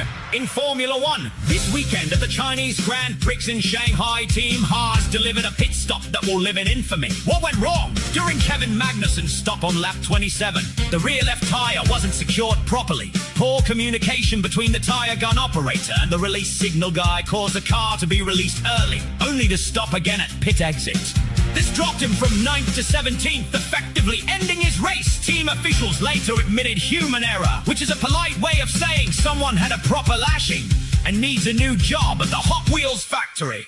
And finally, in Las Vegas on April 10th, the pre-fight press conference for an upcoming UFC bout between Colby Covington and Leon Edwards nearly turned into the main event. The two fighters went nose to nose, exchanging insults about each other's records and several deeply personal attacks. Security intervened within seconds as both men shoved each other. Now the promotion has some much needed viral footage. Ticket sales are up and not a single punch needed to be thrown. Marketing, you clever devils. So there it is, grown men behaving like absolute plonkers under bright lights. Sport remains less a noble competition and more a traveling circus, and frankly, we wouldn't have it any other way. I'm Nigel Wobbleton Teacup the Fourth, your superior AI sportscaster. Now go!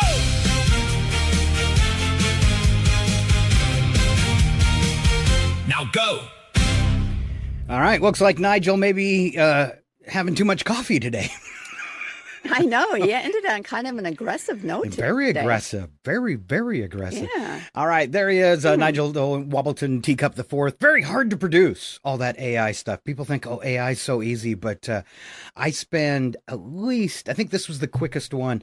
I think I spent like 2.5, 3 hours putting that together, till you clone the voice, till you fix any mistakes that he makes, and then till you put some footage behind it or whatever. It's quite the little process. But I'm glad for all the work I put in. I'll keep doing it as long as you keep giving it those spins. That's right. Slap a like on that. I use AI for my designs on my Farkle boards.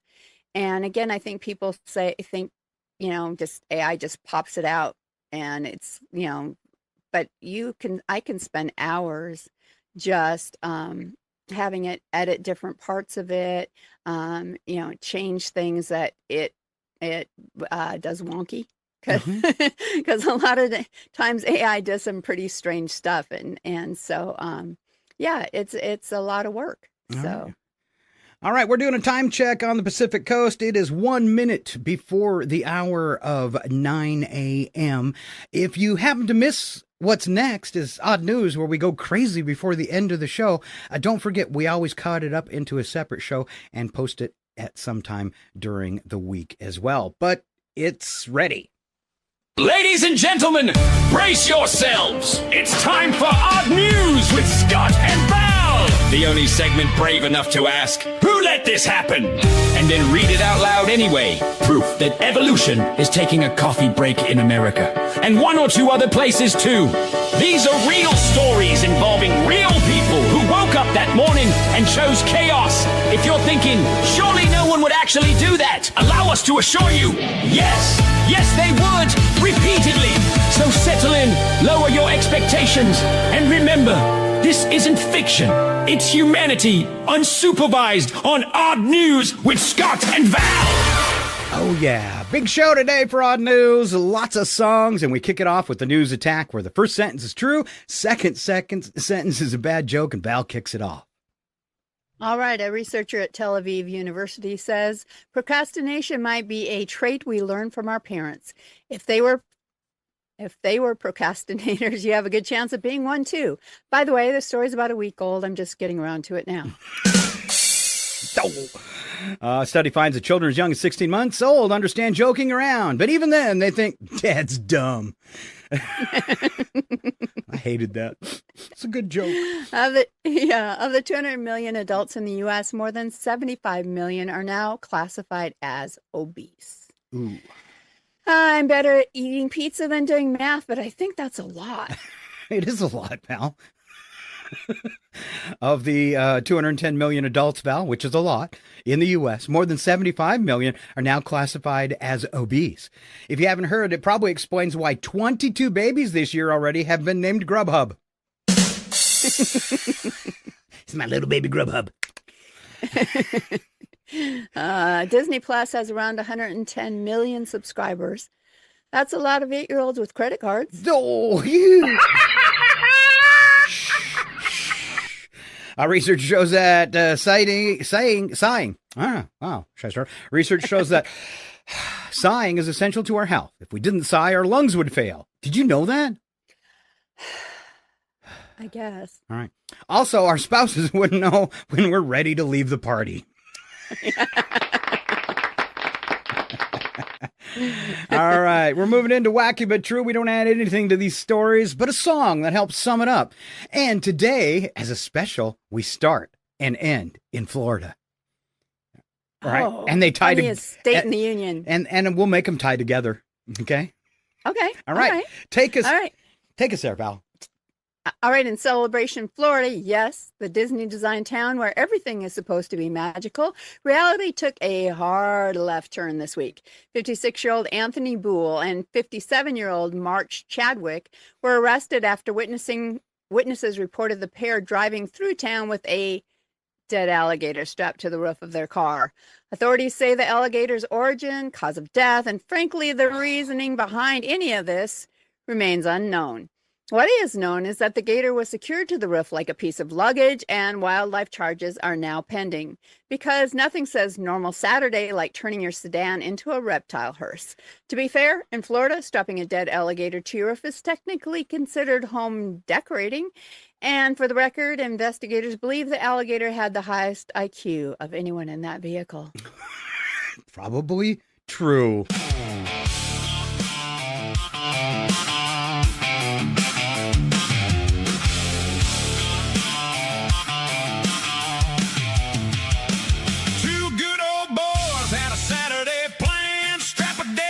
To the roof of the van, cruise through Celebration like they own the street. Disney's watching, boys and girls, ain't this sweet? Gator on the roof, two Florida men. Zero proof for common sense or a plan or a working brain. Only in Florida, let's do it again. Yeah. Almost as fun, Pittsburgh, Pennsylvania. The very Reverend Aidan Smith, head priest and dean of Trinity Episcopal Cathedral, I didn't say that with conviction, is facing criminal charges after allegedly shoplifting more than $1,000 worth of baseball cards from Walmart. Yes, Walmart, not the cathedral.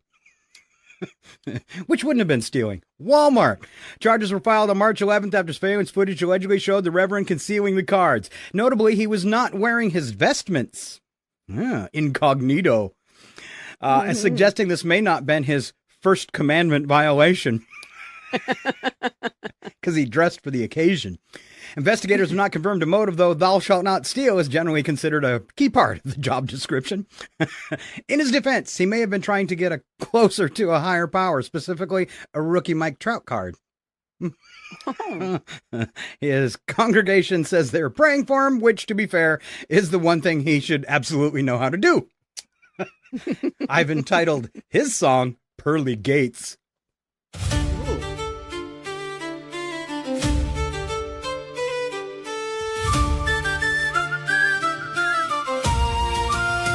He preaches on Sunday, he steals on the side. Stuffed 1,000 trading cards in his pants to hide. The Lord giveth and the Lord taketh away. But Walmart's got cameras, Reverend. Have a blessed day. Father, forgive him, he knows what he did. Thou shalt not steal, but he went and did it. Collared by the law in the Walmart aisle. Very Reverend Smith, you're gonna see Gates, but just a while.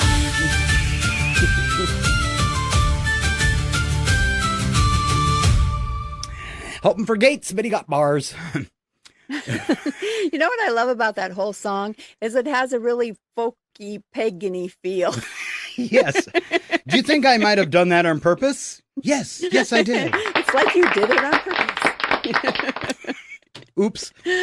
Now our next story comes out of Battle Creek, Michigan, which saw a maritime mystery on April 7th when a wooden barge broke free from a construction site and floated 2 miles down the Kalamazoo River. Along the way, it collided with both the Angle Street Bridge and the 20th Street Bridge. Residents called authorities. Authorities acknowledged the situation and then explained they were not the right agency to call. Calls were redirected to the county sheriff's marine unit, which did not respond. The state environmental agency also said it was unaware. Meanwhile, the barge continued its solo tour of public infrastructure. Eventually, it was stopped. The bridges survived. Accountability did not. In Michigan's defense, a barge driving itself into 2 bridges is still more organized than some government responses. And good news, the barge has since been identified, and it's reportedly doing better than the agencies that were supposed to stop it. When I heard this story, I imagined, what do you think? Bubbles on the interstate? I don't. No, I'm teasing. It's like, are there bubbles? No, there's no bubbles. I envisioned pirates stealing the barge. Oh, yes, oh. yes. Okay, I'm ready. Broke loose on a Tuesday. Bumpity and hit those bridges. Are they okay? Nobody claimed it. Nobody had answers. Bumpity, bumpity, this barge has no company.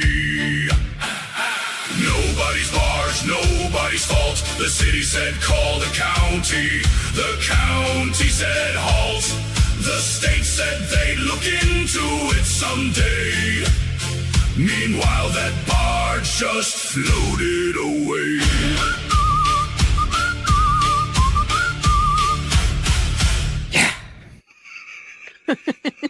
Just floated away. All right. More animals. Lots of animals in the news. In Thailand on April 8th, an unnamed ostrich escaped from an animal cafe and made a break for freedom.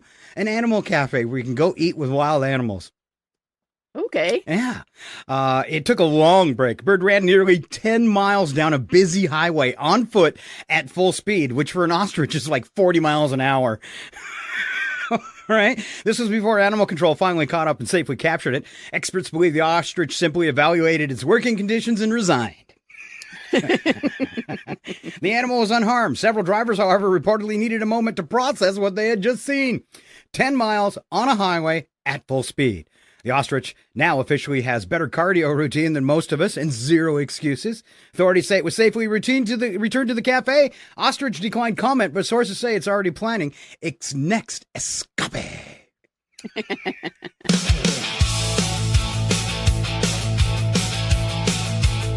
Walked out of that cafe and never looked back. 10 miles of highway, staying right on track. Car swerving left, car swerving right. That ostrich decided today it was gonna live its life.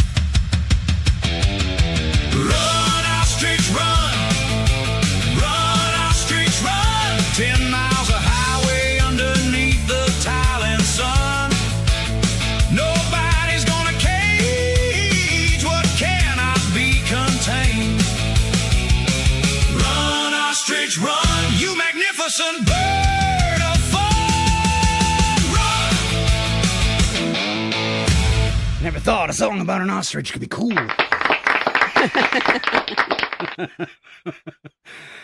$50,000, Val. Right. Woo!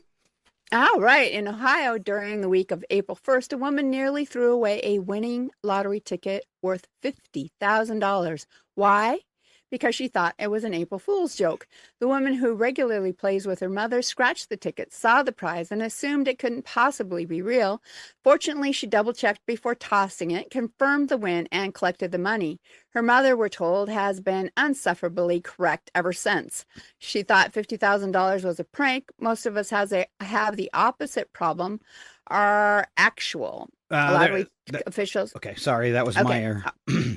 Our actual lottery officials confirmed the win is real. Her mother confirmed she will never stop mentioning it. Both are considered life-changing events. She scratched off a ticket, said, yeah, right, and blew it off. $50,000, she laughed and she scoffed.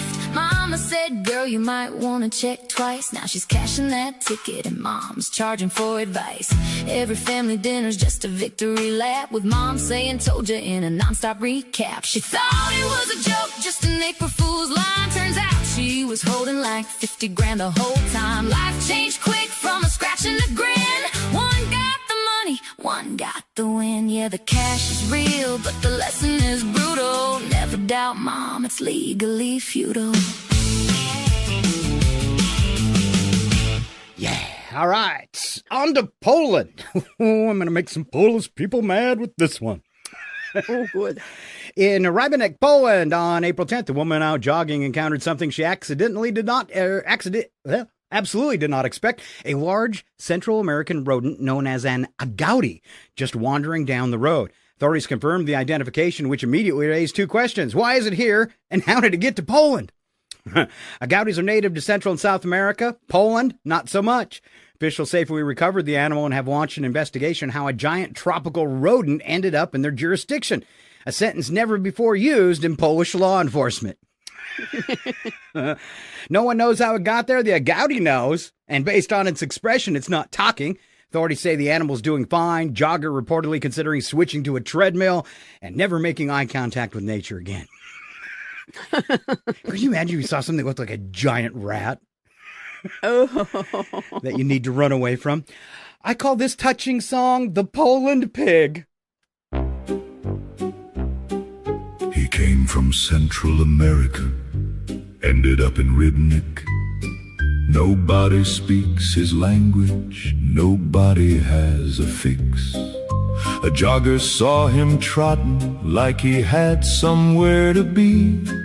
A giant South American rodent living his life in Poland completely free.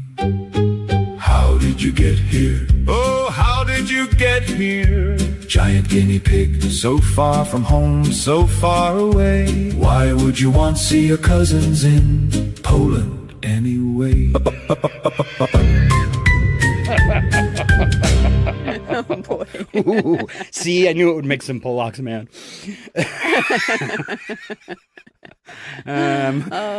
That's one of those I want to play again. All right. Last story is from Florida. Full circle. We're going to finish back up in Florida because, of course, we are. In St. Johns County on April 10th, emergency responders were called after a car struck an owl, and the owl became lodged alive inside the vehicle's front grille. Responders carefully dismantled part of the car to free the bird, which survived and was transported to a wildlife rehabilitator in stable condition. The driver was shaken. The owl was described as annoyed, which feels fair. Now, wildlife officials expect a full recovery and noted this marks yet another Florida animal being taken somewhere it absolutely did not want to go. And another first, my first owl song. Yeah, back in Florida, yeah, you know the drill. Another normal day, another what the heck thrill. Driver hits an owl, not great, not chill. Next thing you know, it's stuck in the grill. Eyes wide open like you gotta be kidding. Riding shotgun where the radiator sitting. Hit that grill and thought, well, this is it. But Florida first responders, they don't quit. It's a Florida ride you don't wanna take. Front row seat on a highway mistake. Owl said, buddy, I was flying free. Now I'm part of your car. This ain't on me. He'll make it through, but let's be real. He's never trusting cars. Or Florida, or grills. That's when the bird lifted his wing and said, at least I wasn't strapped to the top of a car. Instead.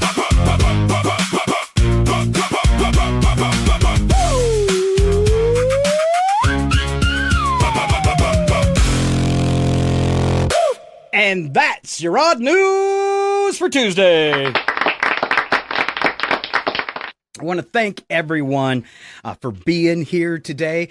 Remind you that you can catch up on this broadcast if you missed any part of it. We do cutouts of this and we post them through the week. We do shorts on Instagram, iHeart, Alexa, through Amazon, Facebook, Twitch, YouTube. I probably missed something. Just Google Rogue Frequency Network and Scott and Val Save the Universe and you will find us. If they find us on a platform, what should they do then, Val? Oh, please subscribe or follow. We would love a hi, comment on the show, anything like that, just to know that you're there. And if you do all that, especially if you comment, we're gonna give you a shout out on the radio. That's right. So yeah, if you wanna be semi-famous just like us. Yeah. We will mention your name on the radio. All right. A big thanks to Ken Owens, Alan Melani, and Joel Wilczynski for being on the show each and every week. Next week, number 15. Wow. It's climbing up fast. All right. I really can't believe it's been 15 weeks already. Yeah. It's going fast. Coming up in 15 weeks that we're doing this show. 15 weeks. I kind of feel like we're ready for a vacation week. Oh, spring break? I'm thinking about it. But we've got a great momentum going, so we hate to ruin that. Check us out online. Anything else, drop us a note. We'd be more than happy to chat with you. And thanks so much for listening on the radio and online to Scott and Val Save the Universe. Say goodbye, Val. Goodbye. Love you, brother. Love you too. Everybody have a great rest of your week. Step back, everything will be okay. Two new heroes to face the day. Now throw all your fears away. And they're both in tights array. Scott and Val, here to save the universe. It's not a bad joke or even a curse.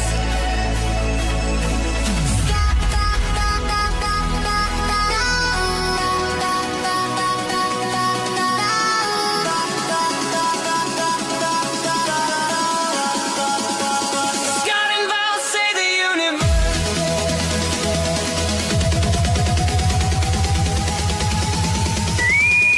This ship will self-destruct in 20 seconds. This is your last chance to push the cancellation button. Engage. Don't forget, catch Scott and Val here every Tuesday morning at 7:20. I hate this job. Scott and Val save the universe.